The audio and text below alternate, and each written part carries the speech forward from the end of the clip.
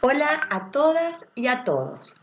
Hoy vamos a trabajar un tema fundamental que corresponde al segundo eje.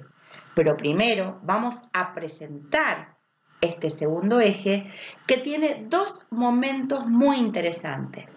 El primero tiene que ver con toda la conceptualización y las vertientes en relación a un tema fundamental que incluso forma parte de nuestra currícula, que es la cuestión social, las nociones de cuestión social. Ya en un segundo momento vamos a empezar a trabajar también con los modelos de acumulación en la Argentina en cada etapa histórica y vamos a llegar así al tercer elemento que es fundamental, que son las distintas estrategias de intervención a lo largo de la historia, intentando también ver estos aspectos hegemónicos, pero también algunos aspectos alternativos o contrahegemónicos que se fueron dando en cada momento histórico. Es un tema maravilloso, es de gran debate y les va a ser de gran utilidad también para poder interrelacionar con la cátedra de historia. ¿Empezamos? Volvamos al programa. Ustedes van a ver que cada eje del programa tiene una pequeña introducción. En el eje 2 vamos a empezar aproximándonos a la cuestión social, a esta concepción, a este concepto, a esta noción de cuestión social, que es un punto transversal en nuestra currícula. Pero lo vamos a trabajar desde la perspectiva denominada clásica, que es lo que van a trabajar conmigo, para luego profundizar en otra mirada de la cuestión social desde la perspectiva decolonial, que va a trabajar precisamente Noelia Montero. Así vamos a llegar a los modelos de acumulación. Esto es importante porque entendemos que esos modelos de acumulación son un recorte espacio-temporal del proceso de producción ampliada del capital. Y este equipo de cátedra quiere romper con las descripciones lineales que plantean la histórica como un cuentito, sino plantear la problematización de estos acontecimientos. ¿Por qué? Porque precisamente lo que queremos es rescatar esos atravesamientos sociohistóricos, políticos y los entramados de poder a la luz de la perspectiva de género y decolonial. Además, se abordarán las estrategias de intervención social desde el análisis de la relación entre el Estado, en tanto legitimador de una intervención social hegemónica, y la perspectiva histórica de las diferentes estrategias de intervención social.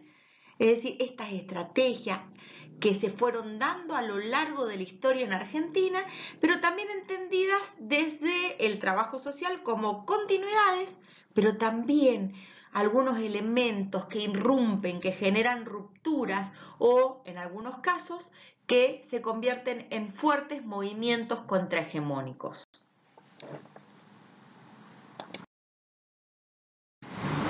Así llegamos a los contenidos teóricos del programa.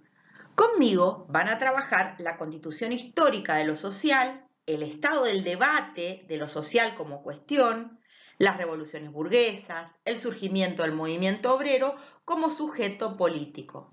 Con la profesora Noelia Montero van a ver la mirada decolonial y feminista, la colonización de América Latina y la explotación del cuerpo de las mujeres como aspectos estructurales del capitalismo global.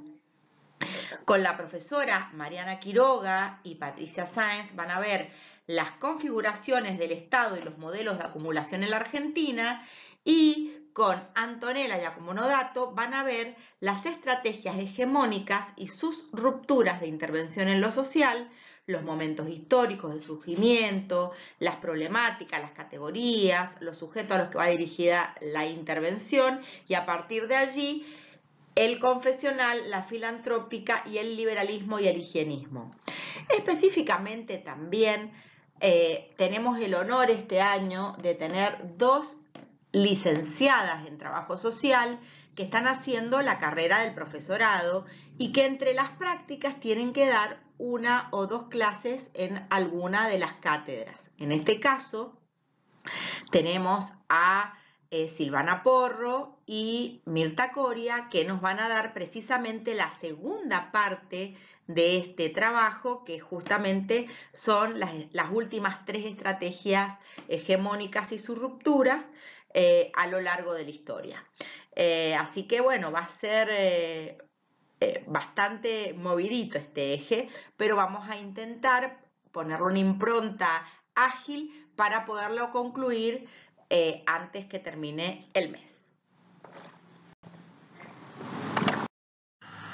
Acá les traigo a Norma Fóscolo precisamente con las características del siglo XIX y la historia del trabajo social. Les saqué una foto del libro para que ustedes puedan ver que estos 2 autores han sido fundamentales precisamente para poder analizar los elementos esenciales de la cuestión social.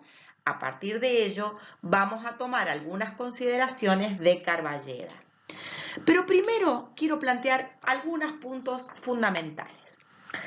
El trabajo social se ha preocupado de analizar las consecuencias de la cuestión social en la vida cotidiana de las personas a lo largo de toda su historia como profesión. Por otro lado, América Latina ha estado marcada por las demandas laborales, educacionales, habitacionales, migratorias, muchas de las cuales se han acentuado en medio de distintos gobiernos, la mayoría de ellos conservadores, y específicamente estos últimos que han asumido recientemente en el continente han sido, la verdad, que de corte extremadamente conservador, como por ejemplo Bolsonaro, Piñera, Macri, ¿sí? Ahora bien, nos preguntamos, ¿cómo se debiera vincular la disciplina del trabajo social con el Estado en el contexto actual? Ustedes van a ver con la profesora Mariana Quiroga y Patricia Sáenz cómo se fueron dando los modelos de acumulación en la Argentina en los distintos momentos históricos y vamos a poder llegar así ya al momento actual. Ahora bien, más allá de la pobreza, la noción de cuestión social es una categoría teórica que va a intentar explicar la desigualdad que es inherente al capitalismo.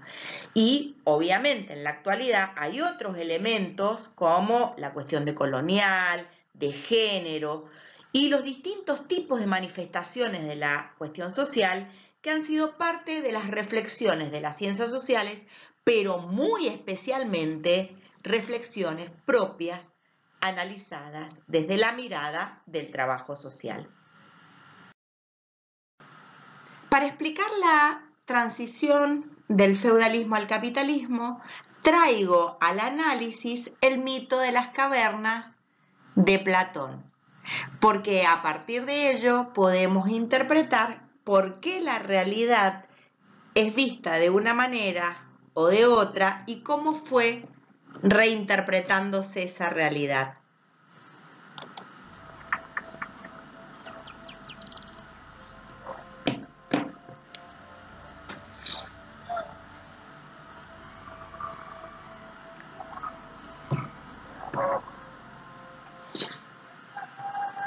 Siempre recuerdo una clase de filosofía donde el profesor nos relató esta historia. En una caverna se encontraban un grupo de hombres, prisioneros de nacimiento, encadenados de forma tal que solo podían mirar hacia el fondo de la cueva. Una hoguera y figuras manipuladas por otros hombres proyectaban en esa pared todo tipo de sombras.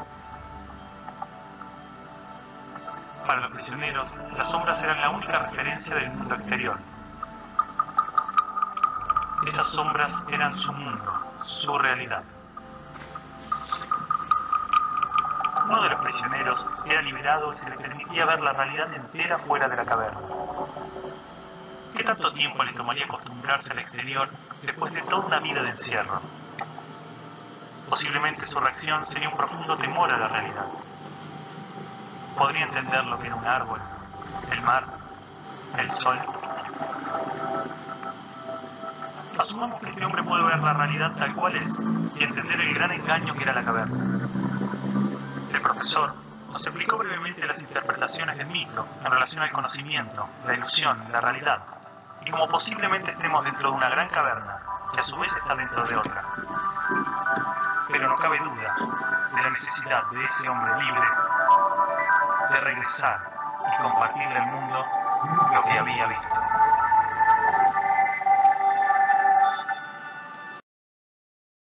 Si planteamos una aproximación histórica a la noción de cuestión social, vieron en la transición esta mirada de la visión de la cuestión social se la ubica en la modernidad. Pero existen grandes diferencias respecto a la etapa de la modernidad en la que se origina esta cuestión social.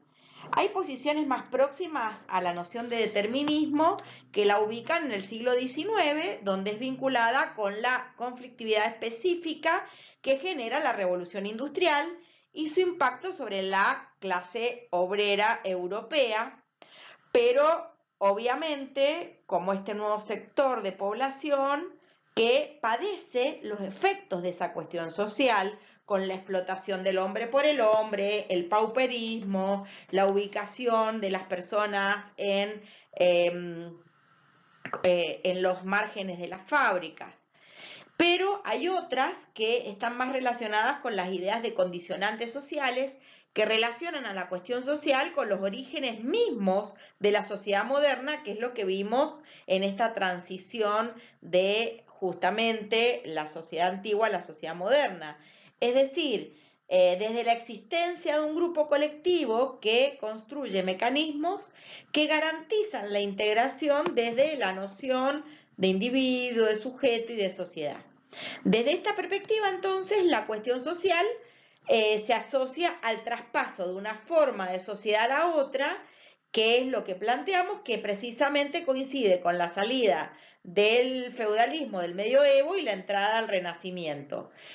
Muchos ubican allí el surgimiento de la cuestión social y específicamente cuando entran en crisis los dispositivos que aseguraban la cohesión o que se aseguraban la integración social. Por ello, la cuestión social emerge como expresión de un cambio de época donde surgen nuevas formas de desigualdad y conflictividad social.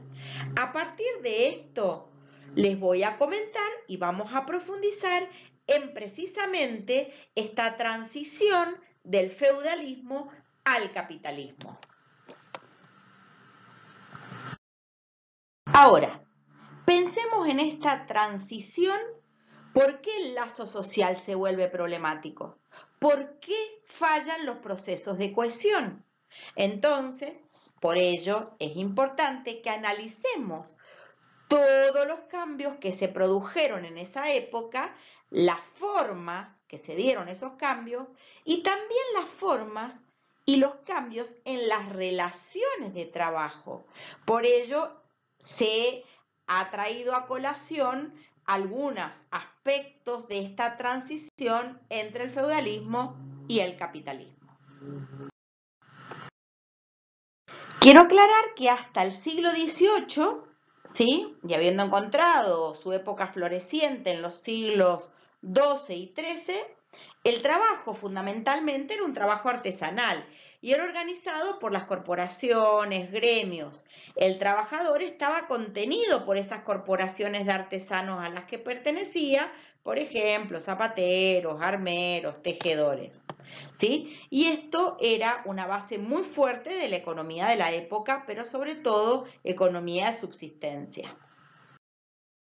Entonces, estas comunidades territoriales restringidas empieza a modificarse su organización social dominante de la época feudal y a partir de ello la sacralización del pasado, la preponderancia del linaje y las relaciones permanentes de dependencia e interdependencia.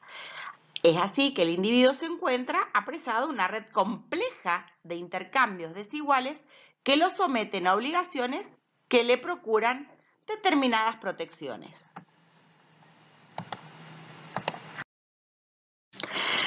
Acá hablamos de sociedades y lo social, es decir, auxilio, asistencia con algunos criterios discriminativos. Por ejemplo, dos elementos fundamentales para poder acceder a la asistencia, que es el reconocimiento de la incapacidad para trabajar y el domicilio, es decir, la domicilización o la proximidad. Con este precepto, mi prójimo, mi próximo. Así, las poblaciones exentas de la obligación de trabajar son, por ejemplo, los clientes potenciales de lo social asistencial y acá en este caso no hay ningún problema de principios. Las poblaciones que son objeto de intervenciones sociales, en este caso difieren fundamentalmente según sean capaces o no sean capaces de trabajar y en función de este criterio se los trataba de manera completamente distinta. Es decir, empezó a definirse lo que sería buen pobre y mal pobre y eso ustedes lo van a ver hasta nuestros días. Cómo ha permeado las representaciones sociales.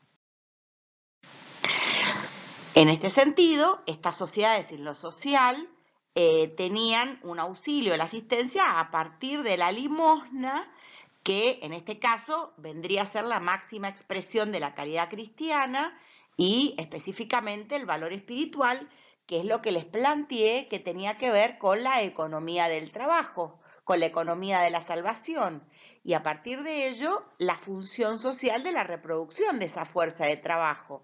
Y en este sentido, quiénes pueden trabajar y quiénes no.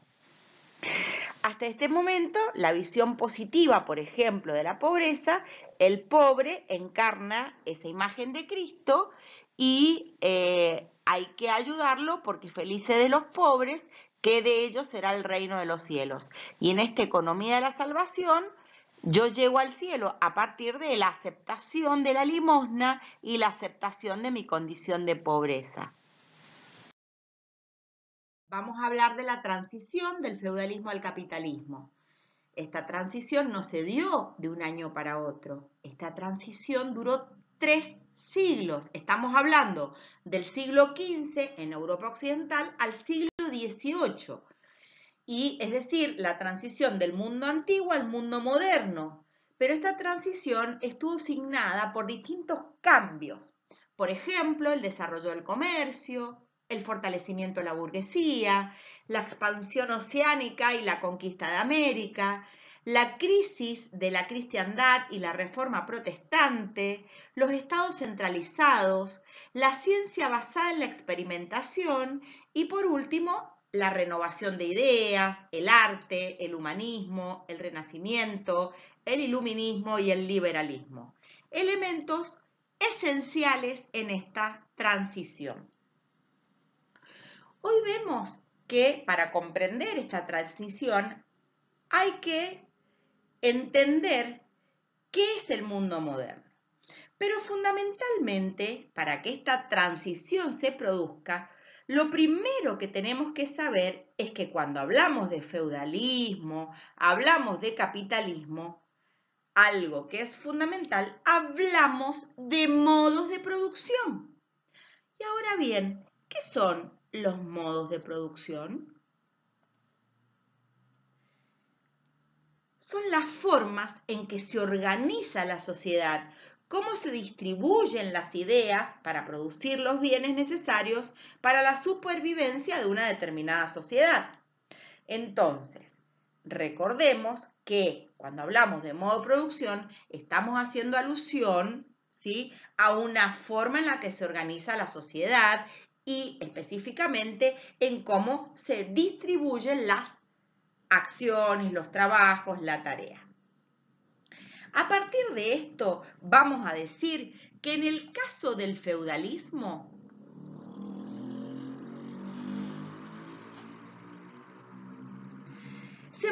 una producción agrícola y lo que conocemos como feudo es lo que en su momento era el señor feudal o los señoríos. En este sentido, ¿qué era el feudo entonces? Era la propiedad en la que vivía el señor feudal y él, obviamente, pensemos en la época, no trabajaba su propia tierra o no trabajaba la tierra por sí mismo, sino que le cedía una porción de esa tierra a los campesinos quienes la trabajaban. Ahora, ¿la tierra pasaba a ser de los campesinos? Y obvio que no. Bueno, no sé si hay mucha diferencia con el hoy, ¿no? A partir de ello, estos campesinos o siervos debían ocuparse de cultivar la tierra y de allí, a modo de impuestos por el apréstamo de esta tierra, debían pagar al señor feudal una gran parte de dicha producción y dejarse una mínima porción solamente para el autoconsumo. Entonces, en parte, vemos una sociedad muy diferente a la que tenemos hoy. Ponele. En este caso, vamos a hablar que hoy no, hoy hay clases sociales, si se puede decir de alguna manera. En ese momento no habían clases sociales, porque no había posibilidad de movilidad. Se hablaba de estamentos. Es decir, las personas estaban ubicadas en un estamento y no había posibilidad de movilidad. Por ejemplo, si se nacía en la nobleza, obviamente era muy factible que mis hijos también fueran nobles. Y al igual, si nacía en una familia campesina, era muy factible que toda mi vida fuera campesina. Es decir, en este caso, toda la vida estaba asignada por este estamento y obviamente se heredaba, porque se hablaba también incluso de sangre azul. Vamos a los tres estamentos más fuertes en el feudalismo, que era la nobleza, lord, condes, baronesa, ¿sí? El clero, que tenía que ver o estaba asociado con la cuestión religiosa, sacerdotes, obispos, papa, campesinos, que eran los que trabajaban la tierra, pero también habían artesanos o también burgueses, ¿sí? Que eran los que comerciaban, digamos. Durante el feudalismo, el poder estaba atomizado, es decir, ¿qué significa un átomo?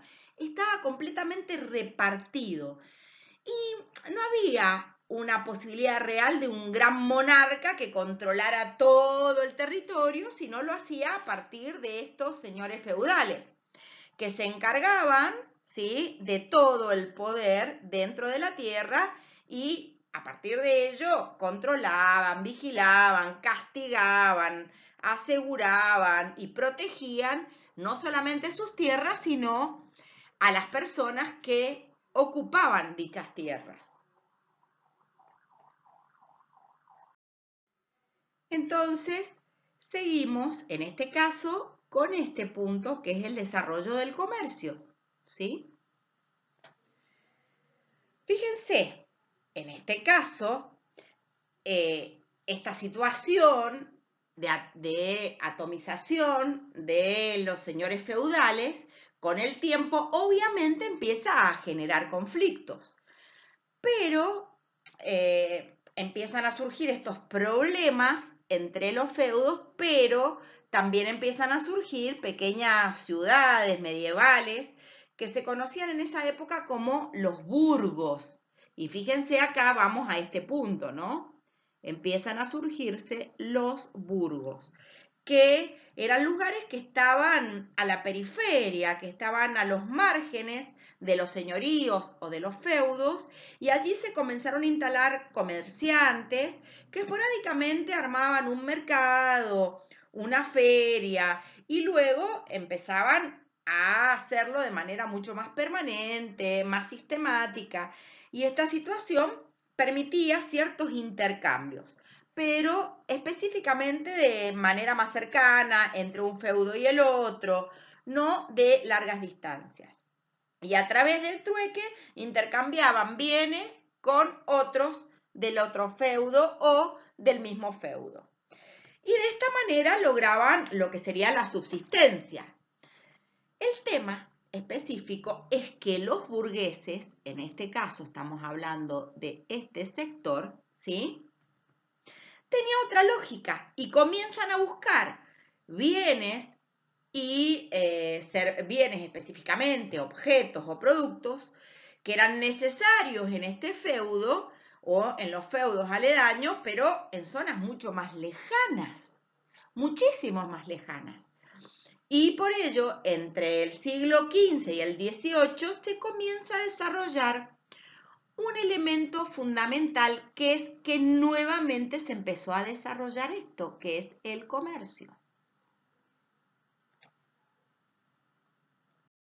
Y por ende aparece un nuevo elemento que es la moneda de metal, oro, plata, que durante siglos había dejado de estar en circulación, porque pensemos que en la antigüedad, por ejemplo, estaba el César que tenía la moneda. En este caso ya hacía siglos que no había circulación de moneda en Europa.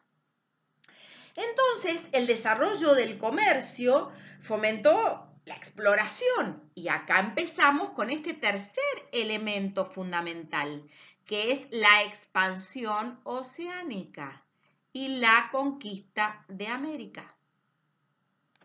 ¿Sí? En este caso, ¿sí?, estamos hablando de que necesitaban hacer una expansión para poder encontrar los productos que de una u otra manera no habían encontrado cerca o en los feudos a los cuales pertenecían. En este sentido, obviamente fomentó esta exploración y se buscaron nuevas rutas comerciales entre Europa y Asia específicamente. Pensemos que todavía América ni siquiera sabían que existía, ¿sí? Pero era muy complejo llegar a ese lejano oriente, por ejemplo, a la India, China, Mongolia, ¿sí?, porque estaba gran parte del territorio europeo y todo ese territorio ocupado por el Imperio Otomano, ¿sí? ¿Se acuerdan? No sé si alguien vio la novela del sultán Suleimán, ¿sí?, y esta guerra específicamente con Europa, con el resto de Europa. A partir de ello era muy complejo llegar ahí y entre esta exploración se hacía muy dificultoso llegar a esos lugares. No sé si recuerdan o alguien ha visto o ha leído en la secundaria las aventuras de Marco Polo. Hay una serie en Netflix que se llama Las aventuras de Marco Polo, que precisamente era un burgués, ¿sí?, de Italia, una persona que trataba de buscar nuevos productos para poder ubicar en Venecia en este caso. En su camino por China y por Mongolia y específicamente empezaron a generar fuertemente otras maneras de poder llegar. Y en este caso, ¿cómo llegaban a Asia? Para dar precisamente este punto que es la expansión oceánica. En este caso, surge algunas vías alternativas al lejano oriente y uno de estos grandes exploradores es un italiano muy conocido que se llama Cristóbal Colón, quien plantea que se podía viajar hacia la India, es decir, hacia el oeste, por mar, pero hacia el lado oeste y darle la vuelta a la Tierra y así llegar a Asia o llegar a la India. Y como desconocían, ¿sí?, la existencia de América, obviamente, cuando arriba a América, Cristóbal Colón creía que los habitantes del lugar eran habitantes de la India, por eso les llamó indios. Por eso, la verdad que hablar hoy de los pueblos originarios como indios, y la verdad que es denigrante y es denigrar a los pobladores originarios, ¿sí? El problema es que esta conquista, la conquista y explotación en todos los sentidos del continente de América, dio origen a todo un sistema económico en que los recursos y metales preciosos que se encontraban en América iban hacia Europa. Y esto se conoce hoy con una palabra que es mágica y es pregunta de examen, que es el mercantilismo. Y esto suponía que un Estado acumulaba grandes cantidades de metales preciosos, por ejemplo, oro, plata, esmeraldas, diamantes, y es por ello que los países se dedicaron a la expansión comercial, ¿sí? Pero también, fundamentalmente, a la expansión colonial, como España, Portugal, Inglaterra, que obviamente se preocuparon por extraer la mayor cantidad de minerales, metales, ¿sí? Que es lo que hoy conocemos como extractivismo, que desgraciadamente el capitalismo lo ha conservado como propio y sigue vigente. Piensen en la reforma de la ley 7722, cómo el extractivismo hoy, siglo XXI, pese a lo que genera en el medio ambiente, sigue vigente en todos los sentidos. Y obviamente no querían que se fugaran ningún tipo de recursos por ninguna de las vías. Por ello, en el caso de América, el monopolio comercial de esta era solamente de España, es decir, España era el único país que podía comerciar o comercializar con sus colonias, es decir, con América, ¿sí? Y al mismo tiempo, estas guerras, denominadas santas, y la cristiandad, es puesta en jaque. Y acá llegamos a al tercer elemento, que es la crisis de la cristiandad y la reforma protestante. Fíjense qué importante.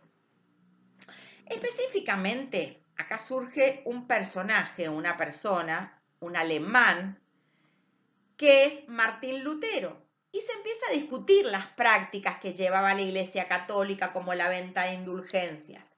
Y estas consistían que para evitar el castigo divino, que era pagar el perdón de esos pecados, con tierras, bienes, y surge un elemento que después fue tomado por la caridad y la filantropía, que es precisamente la economía de la salvación. Es decir, que los pobres aceptaran su pobreza y a partir de la aceptación de la pobreza y de las limosnas llegarían al reino de los cielos. Y los ricos, pagando, dando caridad o filantropía, también podían llegar a la puerta del cielo. A partir de esto que era la economía de la salvación. Estas prácticas se comenzaron a cuestionar y justamente este monje alemán, Martín Lutero, empezó a cuestionar duramente este tema, como también las misas en latín o que la Biblia estuviera escrita en latín, y propuso que la Biblia tenía que estar en todos los idiomas para que todas las personas la pudieran entender. Y todo eso llevó a lo que fue la Reforma Protestante. Otro tema que me quedó en el tintero, perdón, es que en todo este proceso se dio una fuerte procesos de enfermedades, pandemias que atravesaron distintos países europeos y que fue la peste bubónica o la otra llamada peste negra. Fíjense qué palabra denigrante. Murió millones de personas. Y específicamente los señores feudales, ante esta crisis, a esta falta de gente que iba falleciendo, no tenían la producción asegurada como la venían teniendo hasta ese momento. Entonces comenzaron a tener grandes conflictos entre un señor feudal y el otro señor feudal, porque los campesinos, uno le ofrecía más cosas, el otro más, entonces podían empezar a trasladar de un lado a otro. Específicamente, empezaron a tener conflictos por el uso y el aprovechamiento de las personas, de los siervos, pero también de las tierras. Y si bien hasta ese momento los reyes tenían poder, pero ese poder estaba limitado ante los conflictos fuertes que tenían y la fuerza y el poder que tenían los señores feudales. Cuando los señores feudales empiezan a quedar debilitados con los conflictos, empiezan los monarcas a tomar mayor poder porque operaban como mediadores. Y algo que ustedes se van a dar cuenta que pasó en todas las épocas, que empezaron a convocar guerreros y contrataron los guerreros que tenían los señores feudales y con ello comenzaron a tener un gran poder. Y esto, en cierto modo, comienza a chocar con los primeros, específicamente, experimentos. Entonces, fíjense, yo acá les traje que hasta ese momento los estados eran atomizados, les dije, y empiezan a partir de estas crisis entre los señores feudales a generarse estados centralizados en la figura del monarca. A ver, este monarca tenía ahora, con el ejército en sus manos, la posibilidad de dirigir esos feudos y con ello los ejércitos de los señores feudales, quienes quedaron o empezaron a quedar bajo el poder del monarca. Y con ellos, estos estados centralizados y los feudos ya no son independientes como se venían manejando hasta ese momento. Le tenían que responder al rey. Y a su vez, este rey empezó a tener el monopolio del uso de la fuerza. Ya no el señor feudal, sino el rey. Y con ello, al poder usar el ejército para resolver cualquier tipo de conflictos, empieza a tener mucho poder dentro de su propio reino, pero también poder para, en cierto modo, pelear contra otros reinos. Y acá surge una alianza estratégica entre estos monarcas y la Iglesia. Obviamente, también fue un beneficio para los monarcas y también fue un beneficio para la Iglesia. ¿Por qué? Porque supuestamente a partir de esta alianza, el poder de los monarcas venía de Dios. Entonces, el que cuestionaba a un monarca cuestionaba a Dios. Era considerado un hereje. Esta desobediencia al rey era una desobediencia a la voluntad de Dios. Entonces, en este caso, empezaron a generarse atrocidades en nombre de Dios. Y con ello se legitima el poder de los monarcas europeos y obviamente con ello se puede explicar por qué empezaron a ocupar ese lugar tan fuerte. Y por ende se dio lugar a un elemento fundamental que también tiene que ver con estos estados centralizados, que fue las monarquías absolutas. Si Dios elige entre todas las personas a alguien y es Él el que tiene el poder absoluto sobre el reino y son los dueños de todo, por ende, son los únicos que pueden garantizar el funcionamiento de la justicia, del Estado, los impuestos, etcétera, fortaleciendo estos estados centralizados. Obviamente, estos dos últimos ítems, la ciencia basada en la experimentación, ¿sí?, y la renovación de las ideas, el arte y el humanismo, estamos hablando de dos elementos fundamentales. Por ejemplo, fíjense, las explicaciones eran respuestas teológicas o soluciones mágicas. Por ejemplo, la quema de las mujeres en relación a ¿qué? A que cualquier expresión de ellas eran consideradas brujas. E incluso, por ejemplo, la invención de la cerveza, ustedes saben que fue una invención de las mujeres. Y específicamente se empezó a asociar a las brujas porque para poder vender esas cervezas utilizaban unos grandes conos en la cabeza para ser vistas en la multitud. Obviamente, no solamente se les quitó ese poder, cuando empezaron a ver que la venta de cerveza generaba divisas y se empezó a prohibir que las mujeres fabricaran la cerveza cuando es un invento de las mujeres. Por otro lado, fíjense, otra cuestión que tiene que ver con el pensamiento mágico fue que, por ejemplo, las personas que vivían o padecían la peste bubónica supuestamente eran castigadas por Dios. Entonces, para curarse debían caminar sobre brasas ardiendo y entonces con esa manera pagarían sus pecados y podrían curarse. ¿Por qué? Y porque justamente esa enfermedad se consideraba un castigo divino. Ahora, ¿tenía alguna comprobación científica? Y no, porque las explicaciones venían del orden más mágico o teológico, en el mejor de los casos. Esto comienza a chocar con los primeros experimentos, ¿sí? Y acá es donde empiezan los problemas, ¿sí? Y acá vamos a ir a este elemento que es la ciencia basada en la experimentación. Este punto es fundamental. ¿Por qué? Y porque empiezan a tirar por tierra muchas de las verdades absolutas que se generaban desde este estadio más teológico. Se comienza a chocar con los primeros experimentos. En este periodo vamos a hablar de una revolución científica, porque se empiezan a intentar explicar los fenómenos a partir de la observación, por ejemplo. A ver, no sé si ustedes lo tuvieron en física, Nicolás Copérnico, quien plantea que la Tierra no está en el centro del universo, sino que es el Sol. ¿Y qué dijo todo el tiempo la Iglesia? Que el ser humano y la Tierra eran el centro del universo. Y el que dice, no, en el centro está el Sol y la Tierra gira alrededor del Sol. Imagínense lo que debió vivir Copérnico con esta afirmación. Pero a su vez podemos traer a Kepler, que habla de cómo se mueven los planetas, ¿sí? Cómo se van moviendo los planetas y cómo están ubicados los planetas, ¿sí? A partir de ello empieza a organizar estos conocimientos con la ley del movimiento de Galileo Galilei para justamente la observación astronómica.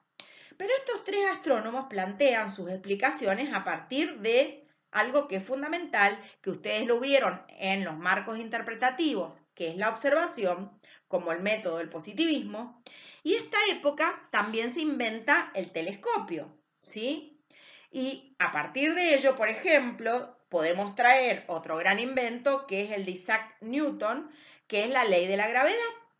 Y por último, esto influye en la renovación de las artes y de las ideas, como el humanismo, el iluminismo, ¿sí? Pero fundamentalmente nos vamos a centrar en el humanismo, ¿sí? ¿Qué tiene que ver con el cambio de cosmovisión del teocéntrico al antropocéntrico? Y desde este humanismo aparecen pensadores muy importantes, Luis Vives, por ejemplo, Maquiavelo, si quieren, quien plantea el funcionamiento de un gobierno y habla de centrar la figura en la figura del príncipe, que así se llamó su obra, o de algunos artistas que intentan recuperar saberes arquitectónicos, escultóricos y artísticos, retomando, por ejemplo, algo que utilizaban los griegos y los romanos, y que a partir del arte pudieron expresar lo que pasaba en su época, como el miedo, el amor, la muerte, y así volver a rescatar el cuerpo humano que durante mucho tiempo se tuvo que ocultar, ¿no? Y tenemos acá un gran exponente muy conocido que fue Leonardo da Vinci, ¿sí? Que específicamente pensemos en el David, o estos cambios pasan a influir en la ciencia, en el arte, pero también empieza a influir en las ideas de la época. Y a partir de ello, estos elementos dan, o estos cambios dan como paso a lo que hoy conocemos como mundo moderno o, en el peor de los casos, capitalismo. Entonces, como dijimos anteriormente, estas relaciones se volvieron tan conflictivas y problemáticas que resolver la cuestión social será un asunto de primera importancia. Por eso, no es de extrañarnos que surjan las ciencias de lo social o lo social como objeto de preocupación y de estudio, y con él distintas explicaciones a partir de la sociología científica, con autores como Comte, Marx, Durkheim, que acá rescata la profesora Norma Fóscolo. Cabe aclarar que la antesala a lo que vamos a analizar a posterior, que es la revolución industrial, es el liberalismo, que como les expliqué en la transición se expresó por primera vez en Europa bajo la forma de humanismo, que va a reorientar el pensamiento del siglo XV exponiendo un nuevo orden del mundo y también un nuevo orden social. Y empiezan a cuestionar, digamos, que el hombre valga por lo que es, por haber nacido en determinado lugar o por la sangre azul o por pertenecer a la nobleza o por ser soberano, rey o monarca. Empieza en su lugar a tomar en consideración las condiciones de la potencialidad de los seres humanos y que esas condiciones no emanaban de la voluntad divina. Y entonces ya el hombre no vale por lo que es, sino vale por sus acciones, por sus actos. Es decir, el hombre vale por lo que hace.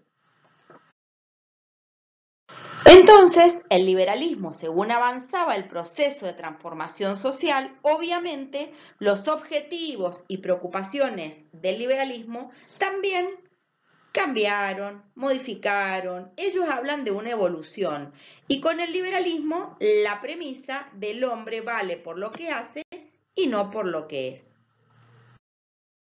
En este sentido, la burguesía, que en un principio era precisamente los comerciantes, los que vivían en los burgos, empieza a tener una fuerte presencia y la ideología de la burguesía empieza a ganar muchos adeptos.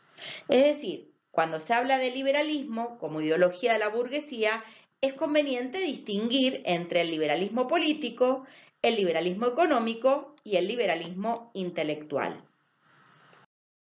El liberalismo político, primero, ya no se considera que el rey tenía el poder proveniente de Dios. Se empieza a cuestionar este orden. También se sostiene que el poder reside en el pueblo y no en el rey, y que se ejerce a través de representantes que deben ser elegidos por ese pueblo. También empiezan a plantear que el gobierno era considerada una función y un derecho de la sociedad, es decir, un derecho del pueblo. Y en este caso se expresó una ley fundamental que es la Constitución, que aparece como freno a todo absolutismo del poder político. Pero ¿saben una cosa? Inglaterra, por ejemplo, hoy, en pleno siglo XXI, no tiene Constitución.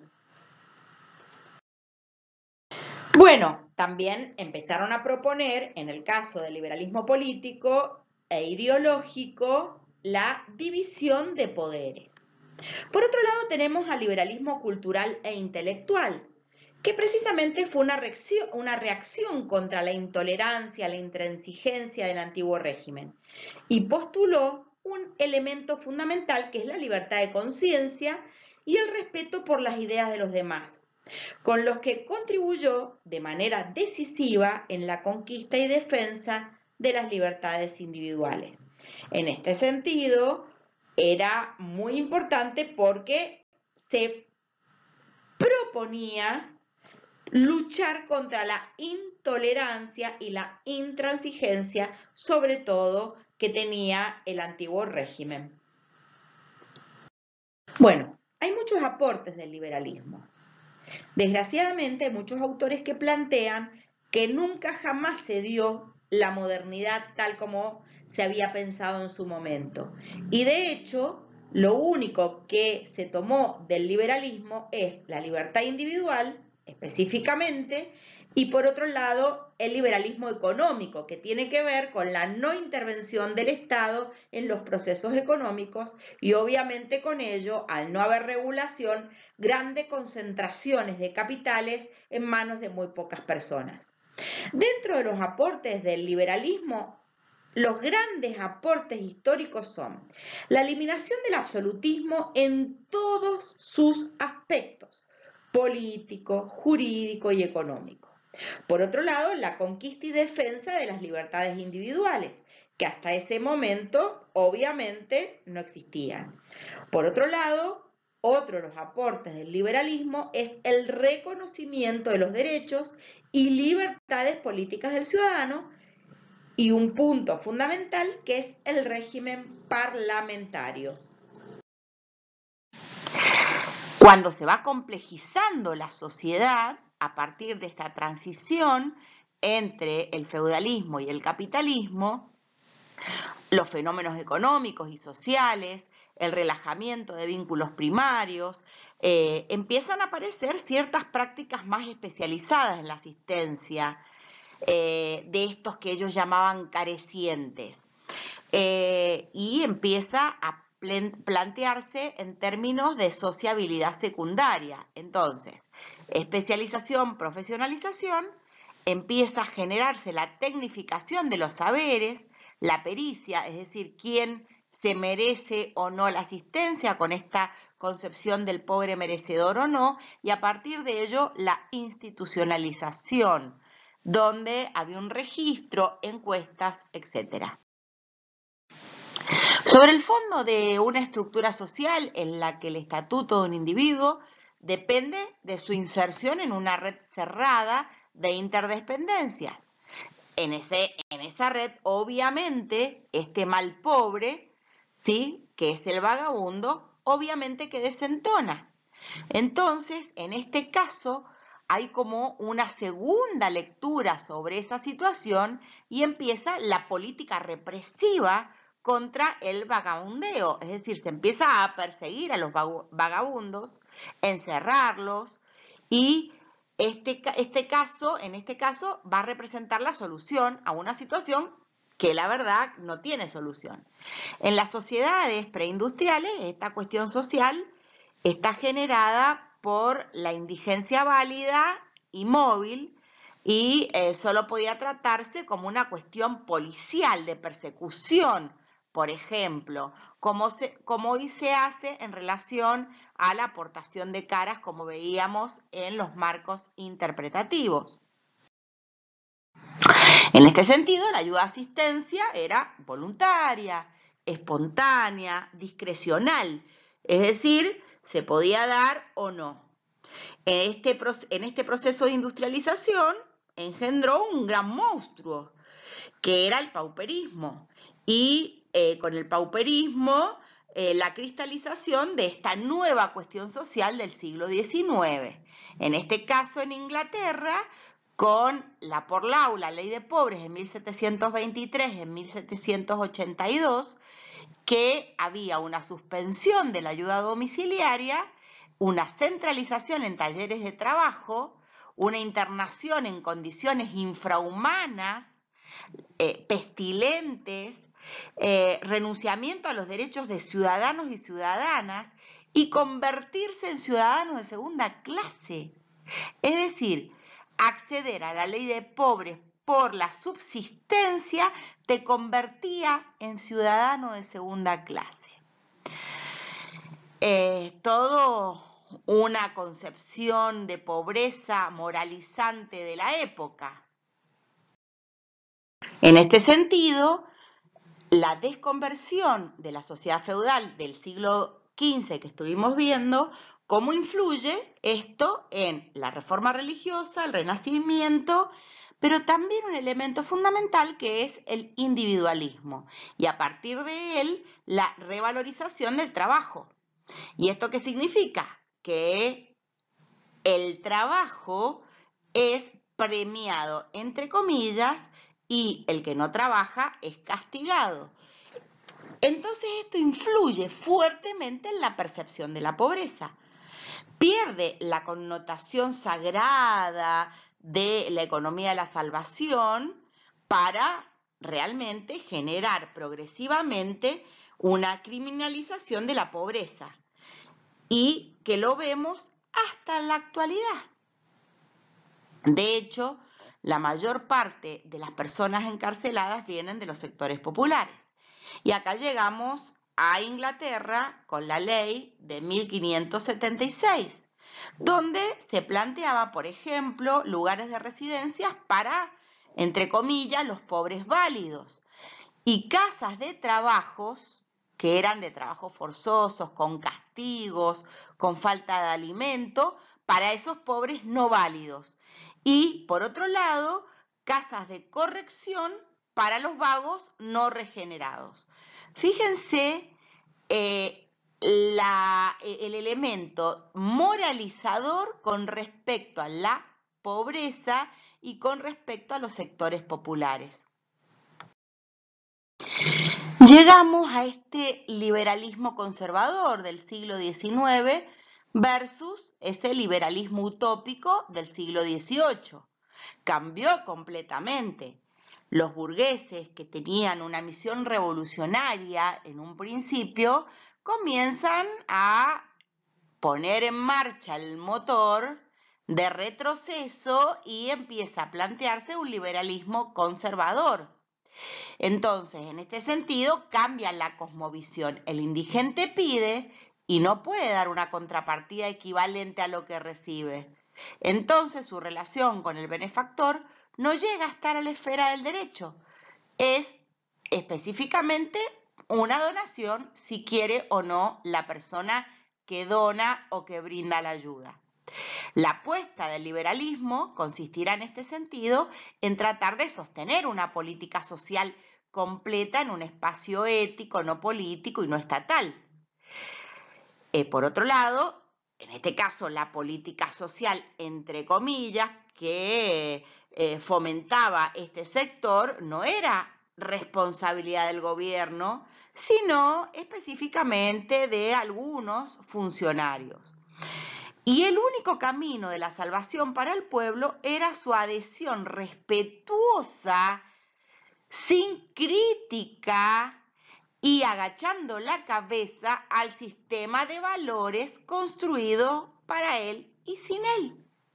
Fíjense qué juego de palabras.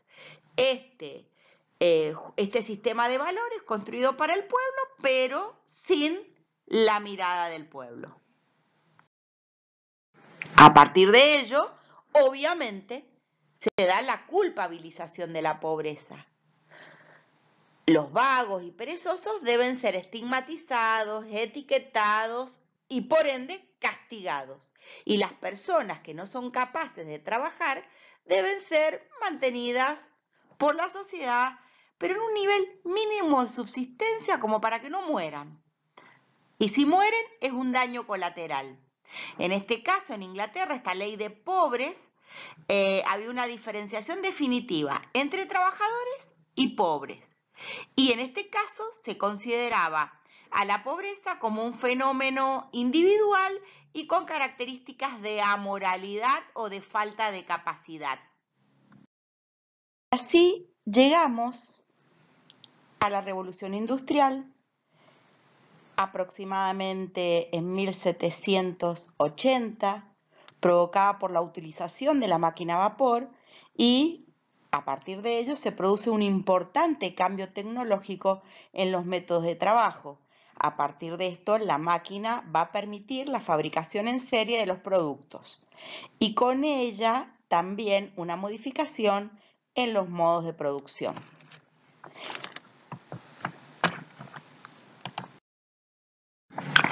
En este sentido, la revolución industrial comportó una profunda transformación social, eliminando de raíz los viejos modos de vida para dejar paso a un nuevo modelo de organización social escasamente definido en sus principios. En este sentido, la clase inglesa seguía orientando su vida a través de caducos esquemas procedentes de épocas anteriores. Acá vamos a trabajar en relación a desglosar lo que ya vimos en la diapositiva anterior.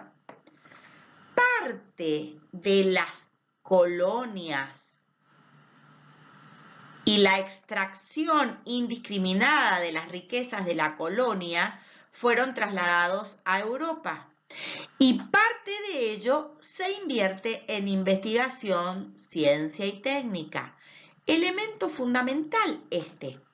A partir de ello se inventa la máquina a vapor, muy importante, y con ella la primera revolución industrial.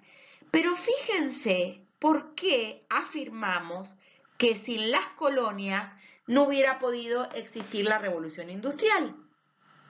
Porque esas colonias no solamente representaban la explotación de minerales, la explotación de riquezas, el extractivismo, sino también mano de obra barata para conseguir materias primas baratas. Fíjense qué importante este elemento, ¿no? Y cómo hoy sigue vigente.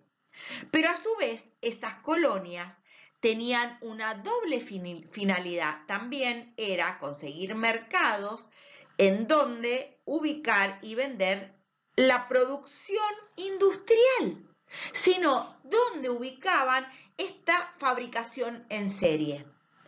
Y fíjense que hasta el día de hoy esto sigue vigente, pretendiendo que los países como el nuestro generemos materia prima, seamos agroexportadores, pero que no fabriquemos, porque si no ellos no tienen dónde vender la producción.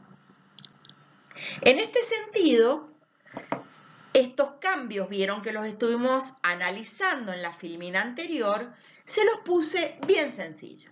Vamos a los cambios ideológicos. Liberalismo económico, que esto tiene que ver con que el Estado no tiene que intervenir en los procesos económicos.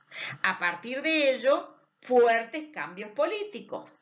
Ya la burguesía disputa el poder y, en este caso, deja de existir las monarquías y se constituye la burguesía con todo el poder político. A partir de ello, también se generan cambios sociales. Y acá ya no estamos hablando de los estamentos, estamos hablando de burgueses y proletarios, es decir, los dueños de las fábricas y los obreros, explotados, enajenados, alienados, sin ningún tipo de protección ni derecho. Pero también cambios económicos. Fíjense, cambios en la agricultura, cambios en la industria, en el comercio, en el transporte. Estamos hablando acá con todas las palabras del capitalismo industrial. Bueno, vamos a seguir reforzando este tema. Antes de la revolución industrial hablábamos de una producción familiar, el artesano u obrero era dueño de lo que producía, no era dueño de otro. Yo producía mi propio pullover y lo podía vender. Los hilados, la tela, la ropa, las herramientas y los adornos se hacían en el taller. Lo hacían las y los artesanos y vendía su producción el artesano al comerciante. En este caso, posterior al siglo XVIII, ya el trabajador y la trabajadora, ya no en el taller, sino en la industria. Fíjense qué clave, y esto es pregunta de examen. Después de la revolución industrial, producción de fábricas. El obrero no es dueño de lo que produce. ¿Quién es el dueño? El burgués o el industrial o el capitalista. Los hilados, telas, ropas, herramientas y adornos ya no son del trabajador, son de la industria. Y por otro lado, por su trabajo cobra un sueldo y compra lo que necesita para vivir. Pero en realidad entonces trabaja para otro, no trabaja para sí mismo.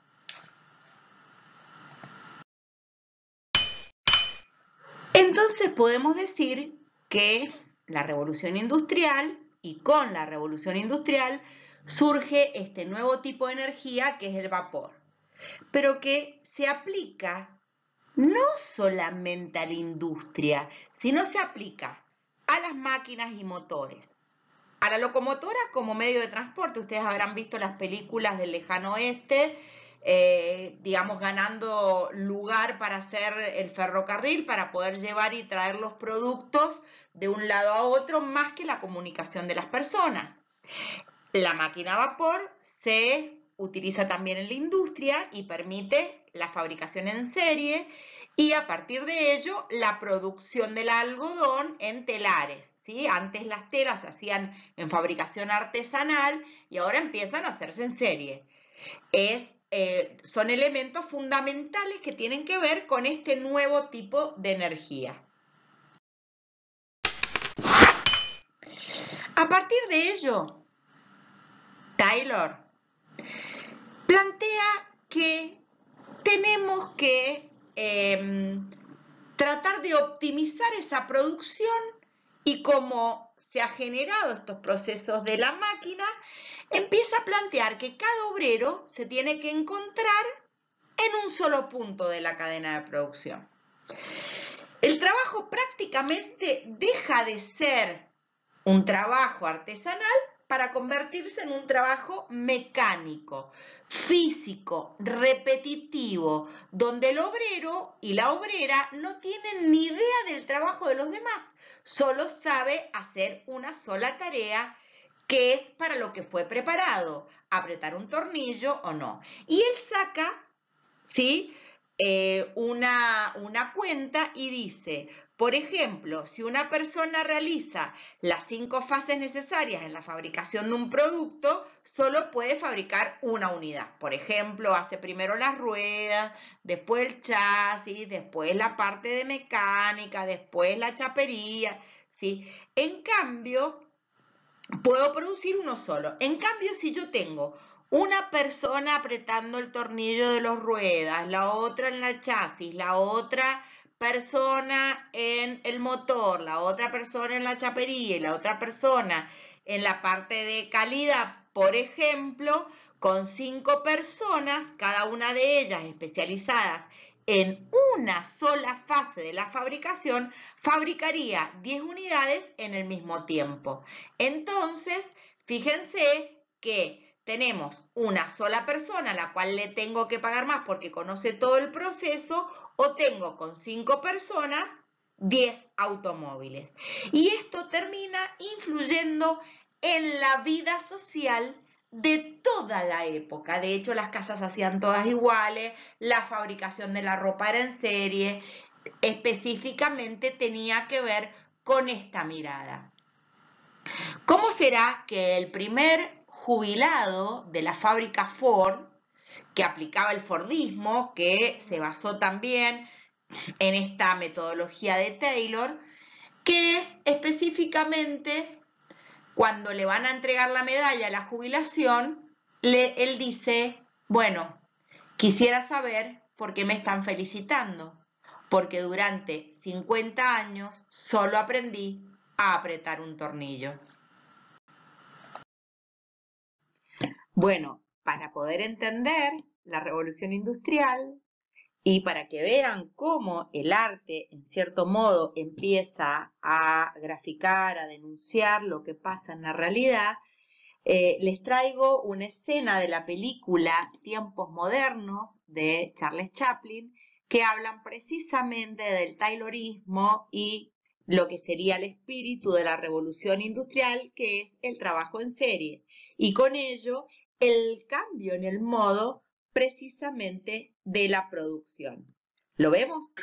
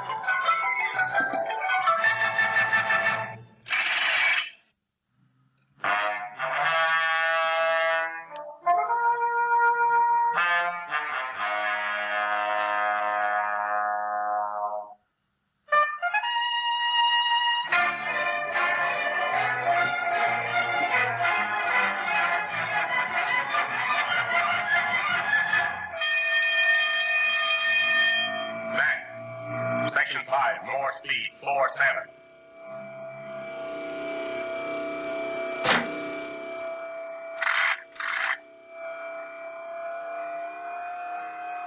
Relief man handling.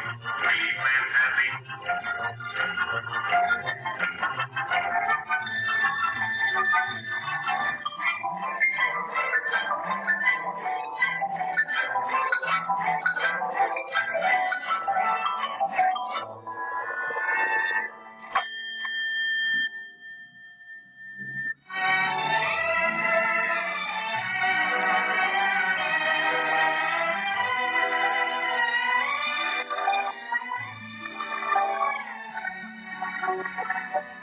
Hey! Quit stalling. Get back to work. Go on.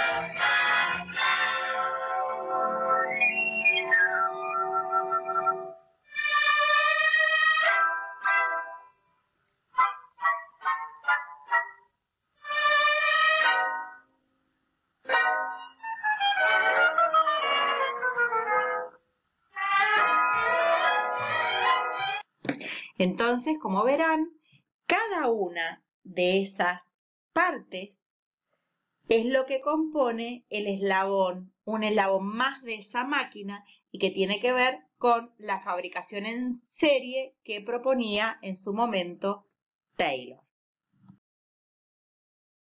Ahora, el trabajo en las fábricas en la Revolución Industrial era un trabajo prácticamente esclavo, 13, 14, 18 horas dentro de las fábricas.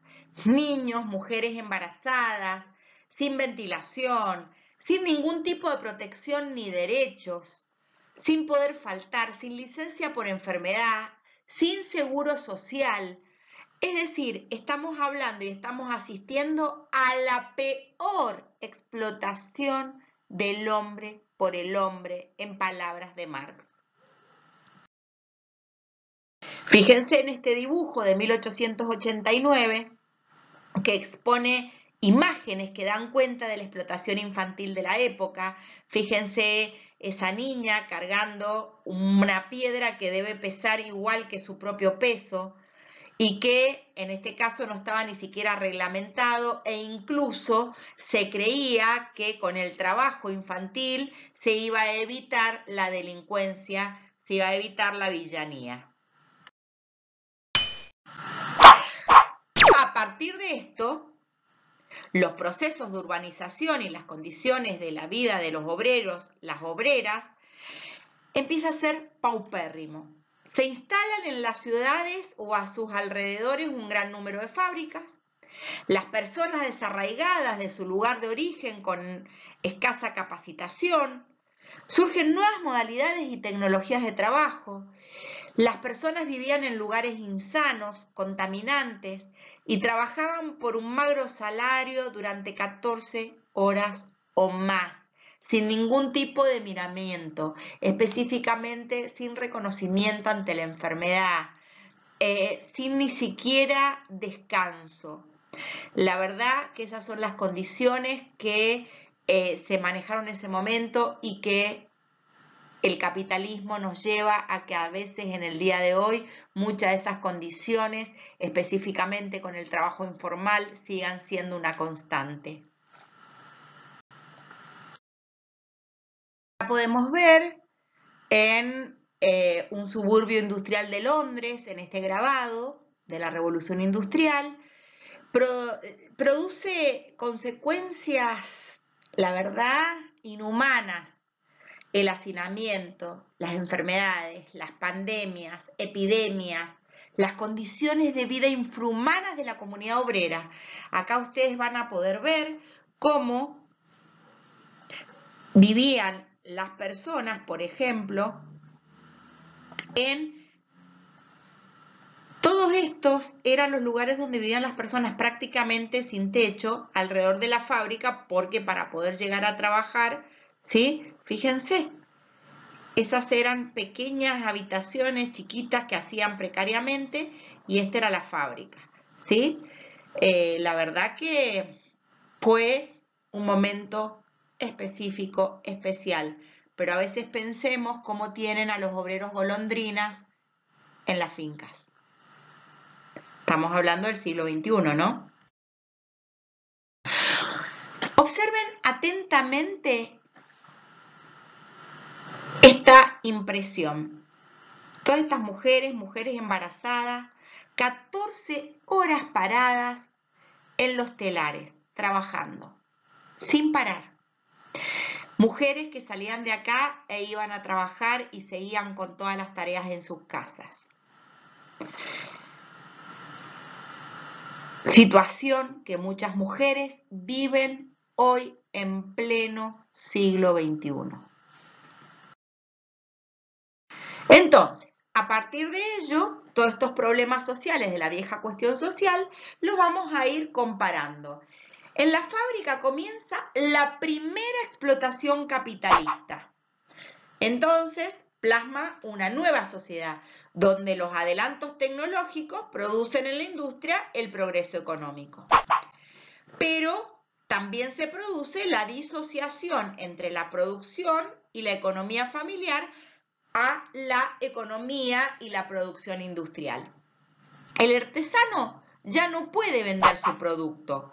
Aparece el mercader, quien le provee materias primas gracias a una cierta subordinación. Y solo existe el interés particular sobre el interés grupal. A partir de ello, con el florecimiento del industrialismo, surge una nueva clase social que es el proletariado. Y esta ideología liberal obviamente favorece el capitalismo y hay un crecimiento económico sin precedentes que contribuye a que el proletario tenga pésimas condiciones de trabajo.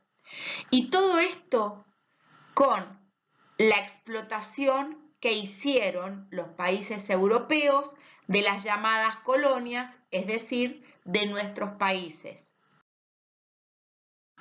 Les traigo las notas de Monsieur Roger, primer presidente del Senado de 1860 en Inglaterra, y dice algo así: con el fin de que la pereza y la villanía sean detectados, y los justos y los diligentes premiados, yo he creído prudente crear un control del tiempo, y por un monitor, y ordeno, y por esta declaro, que de 5 a 8 horas y de 7 a 10 horas son 15 horas, de las cuales 1:30 para el desayuno, almuerzo, etc. Habrá, por lo tanto, 13 horas y media de servicio neto. Para evitar la villanía y la pereza. No, la verdad que hoy siguen muchas personas creyendo esto. Imagínense a veces cómo las representaciones sociales nos traen estas cuestiones arraigadas y que terminan siendo consideradas verdades. Imagínense si Roger Bossier lo planteaba en estos términos. ¿Cuántas horas reales trabajarían? Si hoy, por ejemplo, que existe el tema de las 8 horas de trabajo, les puedo asegurar, por ejemplo, que todo el equipo de esta cátedra está trabajando más de 40 horas cuando tendrían que hacerlo 20 horas semanales para poder preparar todo lo que tenemos que preparar. Imaginemos a personas que tienen otro tipo de actividad y ni siquiera hablemos de las personas que ni siquiera tienen obra social, que son trabajadores informales.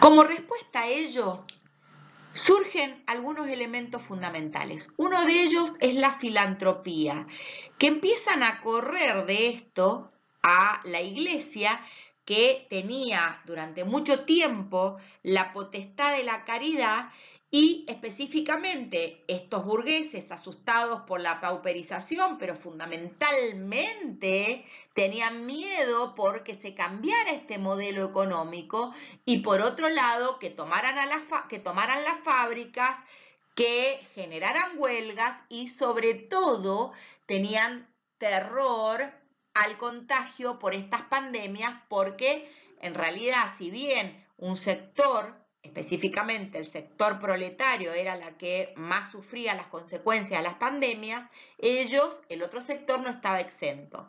Entonces deciden, entre comillas, proteger a los trabajadores a partir de los sistemas de seguros, por ejemplo, por las dudas que se enfermaran, los fondos de pensiones por una discapacidad o por la edad, y las viviendas a los trabajadores que los dejaban prácticamente cautivos en esa empresa. Si se iban de la empresa, perdían la vivienda. Y por otro lado, no menos importante, de hecho, mucho más importante, es el movimiento obrero, que los obreros empiezan a organizarse en la defensa de sus propios intereses y generando y solicitando y luchando por salarios justos, por la reducción de las horas laborales, por seguros a la vejez para cuando dejaban de trabajar, y a partir de ello surgen los sindicatos, los gremios y por otro lado los partidos obreros, como el anarquismo, el socialismo y el comunismo. Tanto los partidos obreros como los sindicatos organizan huelgas y toma de fábricas, peleando y luchando por sus derechos. Por ello, me causa mucha gracia cuando algunos dicen que los derechos se ganan trabajando. Yo les digo que los derechos, con toda esta experiencia, se ganan luchando.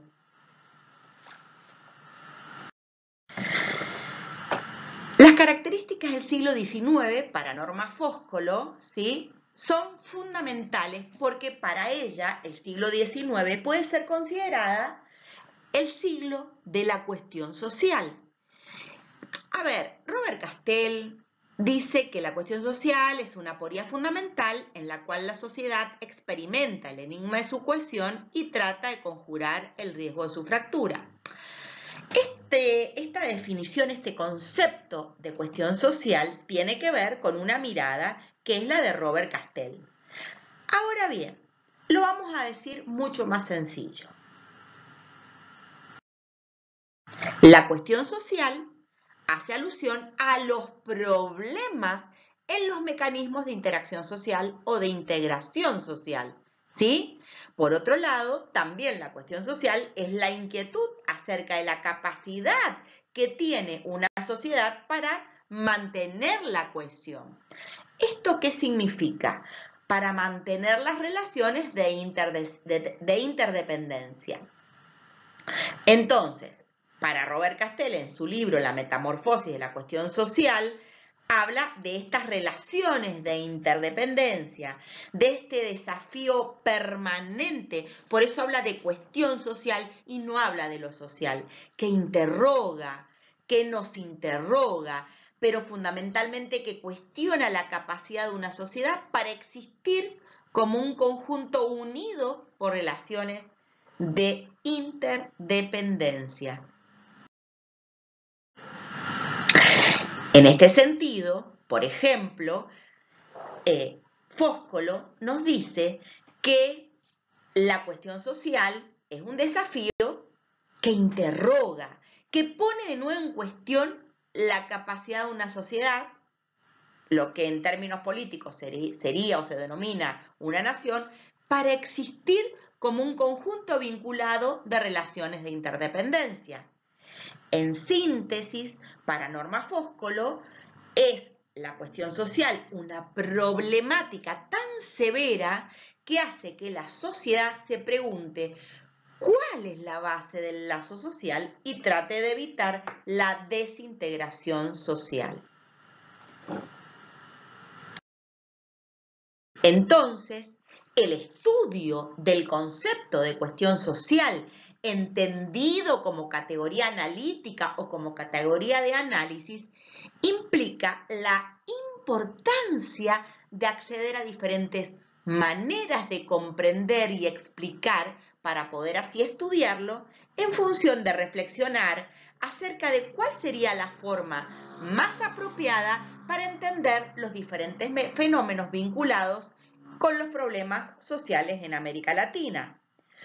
Por ejemplo, este nuevo escenario continental, marcado por gobiernos de derecha, ¿no? Que deparan nuevas trabas y retos para el ejercicio profesional del trabajo social. Volviendo a este campo disciplinar, específicamente a nuestro campo disciplinar del trabajo social, plenamente vigente y obviamente actualizando según estas realidades y contextos contemporáneos las estrategias de intervención. Quiero empezar afirmando que la cuestión social trasciende la temática de la pobreza. Justamente Robert Castell y Rosanne Ballon hacen alusión a una categoría teórica que tiene que ver con la explicación de la desigualdad, que es inherente al propio desarrollo del capitalismo. Obviamente que hacen alusión a este desarrollo del capitalismo en otro contexto como el europeo. Ahora bien, eso no implica que en América Latina no exista el capitalismo. Precisamente ese neodarwinismo, ese capitalismo, tiene manifestaciones muy claras en América Latina. Al respecto, el trabajo social desarrolla una relación de vinculación muy próxima a todas las manifestaciones de la cuestión social, específicamente al enfrentamiento de la desigualdad, al trabajo con grupos, con movimientos, con sectores que luchan por una organización, acceso a bienes y servicios imprescindibles para la vida de las personas. Por ello, vamos a tomar a Carballeda cuando habla que hay diferentes cuestiones o diferentes conceptos de cuestión social que pueden ser clasificadas en dos grandes grupos. Aquellas que la entienden como producto de determinantes sociales y las que explican desde los condicionantes sociales. Ambas posturas muestran disímiles tratamientos del tema, abordajes del tema, que se expresan en formas muy diferentes a analizarlo e intervenir sobre este. Entonces, lo social como cuestión. Si lo social se presenta como cuestión, es decir, como interrogante, como un conjunto de circunstancias que interpelan a la sociedad, no solo se liga con la pobreza, se vincula también con formas específicas de esta, con procesos de pauperización, con el impacto en la vida cotidiana de las personas. Pero también tenemos que tener en cuenta y relacionar la cuestión social con distintos asuntos que interpelan a la sociedad en su conjunto, que trascienden la esfera de la pobreza, como la normalidad, la locura, la salud, la enfermedad, la conflictividad, los mecanismos de cohesión, los derechos sociales y civiles, en definitiva, los emergentes de la tensión entre integración y desintegración del todo en cada época desde la modernidad. Fíjense qué importante este tema. Hoy, por ejemplo, el coronavirus. ¿Ustedes creen que tiene que ver con las manifestaciones de la cuestión social?